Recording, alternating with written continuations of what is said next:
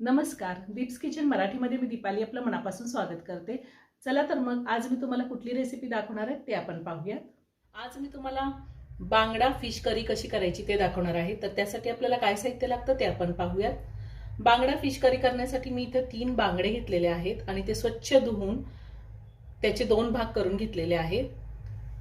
2 medium साइजचे कांदा मी cut करून घेतलेला आहे आणि 14 ते 15 लसणाच्या पाकळ्या घेतल्यात, अर्धा इंच आलं, 2 हिरव्या मिरच्या घेतल्या आणि 4 ते 5 लसणाच्या पाकळ्या मी टेचून घेतल्या, 3 कोकम घेतलेले आहे, थोडी कोथिंबीर घेतली, पाव चमचा हळद, 1.5 चमचा काश्मीरी लाल मिरची पावडर घेतली, ही कलरसाठी घेतलेली, जास्त तिखट नसते, 1 चमचा धने पावडर, 1 चमचा चिकन मसाला पावडर घेतली, ह्या ऐवजी तुम्ही गरम मसाला पावडर सुद्धा वापरू शकता, अर्धा चमचा जिरा पावडर, चवीनुसार मीठ लागणार आहे आणि भाजीसाठी आपल्याला तेल लागणार आहे। मी मिक्सरचं भांडं घेतलंय, त्यामध्ये कांदा काढून घेते। आपल्याला कांदा कच्चाच वाटून घ्यायचा आहे, त्यातच आलं लसूण काढून घेते, हिरव्या मिरच्या आणि कोथिंबीर। आता आपण हे वाटण वाटून घेऊया, मी अजिबात पाणी घालणार नाही। मी कांदा आलं लसूण सगळं बारीक वाटून घेतलेलं आहे। तुम्हाला जर टोमॅटो घालायचा असेल तर एक लहान टोमॅटो सुद्धा तुम्ही ह्या टायमिंगला वाटून घेऊ शकता। मी गॅसवर कढई ठेवली, त्यामध्ये तेल घातले, 2 चमचे तेल घातले, तेल गरम झालंय, तेलामध्ये मी टेचलेला लसूण घालते, त्यातच हे वाटण घालायचंय आपल्याला। वाटण आपल्याला 2 मिनिटं चांगलं परतून घ्यायचंय। आता 2 मिनिटं मी हा मसाला व्यवस्थित परतून घेणार आहे। 2 मिनिटं मी वाटण चांगलं परतून घेतलेलं आहे, छान तेल सुटले। आता आपल्याला पावडर मसाले घालायचे। हळद घालते मी, त्यातच धने पावडर घालूया, चिकन मसाला पावडर,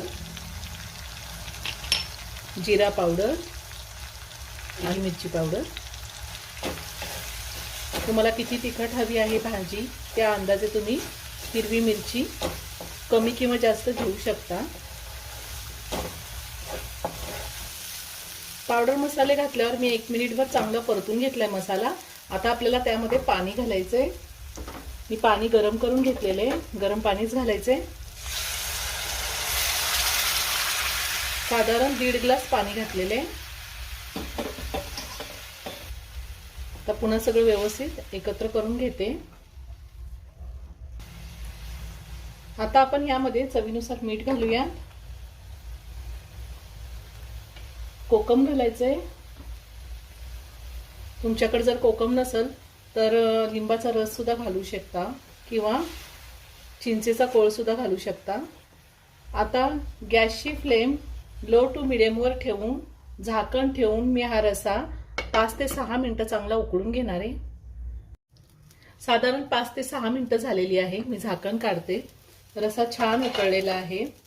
आता त्यामध्ये आपण हे बांगडे सोडूयात।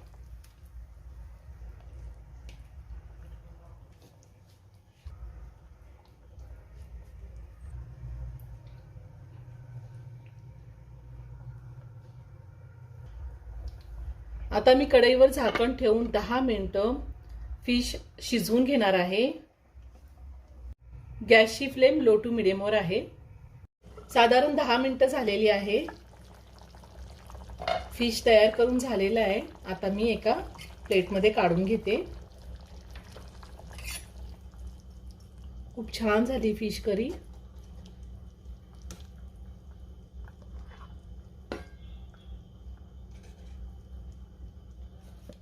गरमागरम बांगडा फिश करी तयार करून झालेली आहे। ही बांगडा फिश करी आपण चपाती सोबत, तांदळाची भाकरी किंवा भातासोबत खाऊ शकतो। खूप खूप खूप छान होते, तुम्ही एकदा नक्की करून पहा। व्हिडिओ जर आवडला असेल तर व्हिडिओला लाईक आणि शेअर करायला विसरू नका। रेसिपी आवडली असेल तर कमेंट करून नक्की कळवा। पुन्हा भेटूया अशाच एका छानशा साध्या आणि सोप्या रेसिपी बरोबर। धन्यवाद।